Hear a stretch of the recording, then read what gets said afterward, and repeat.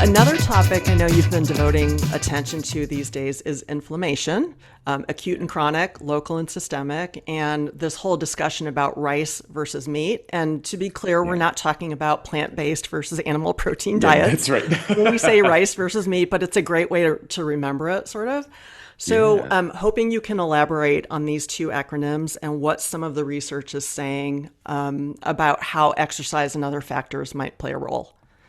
Yeah, it's great. So rice, you've probably heard of when you maybe roll your ankle or something to rest, ice, compress, and elevate. And and so what that does is it minimizes inflammation, but it only minimizes your inflammation as long as you're icing and compressing and elevating. But as soon as you put your leg down, and as soon as it gets warm again, which it will, and as soon as you take compression off of it, it will start to swell and the inflammation will return. And we kind of need that inflammation. Inflammation is the means at which our body heals itself. Now, Mhm. it can go rogue and it can lead to chronic inflammation. But what they've really found is that if we kind of focus less on rice and more on meat, which is movement, exercise. The next one, the A, is analgesics, which is just pain medicine. Like if it hurts, take something to make it not hurt so bad. And so you've got movement, exercise, analgesics, and then treatment or therapy.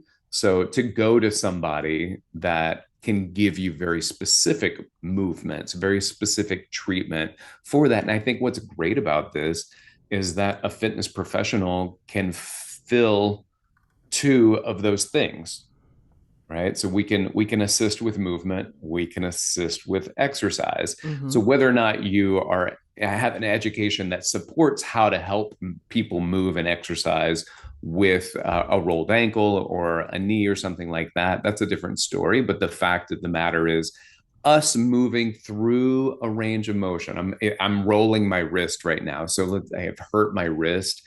I'm going to go to a range of motion, but like as soon as it starts to hurt, I'm not pushing through that range of motion to make it hurt more. I'm Mhm. just working with the range of motion I have. So full available pain-free range of motion without any weird movements, any compensation, and just keep it moving because the movement of that, the activation of the muscles, that brings in those fresh nutrients. It helps to flush out some of that, the swelling in the area. All of that's beneficial for us. So with the study you've done, would you err more to the rice side or to the meat side? Meat for sure. The only time I would say rice is if you take a bonk to the head and you don't want like a horn growing out of your forehead. And if you can get that down and hopefully it won't come back, then I would say do that. But aside from that, I'm not big on icing because it'll minimize inflammation at potentially the most important time for inflammation to show up, Mm. which is at the point of injury. So interesting. And I was thinking this is a great example of how scientific evidence evolves and how we should remain open to layering on to past knowledge with new evidence.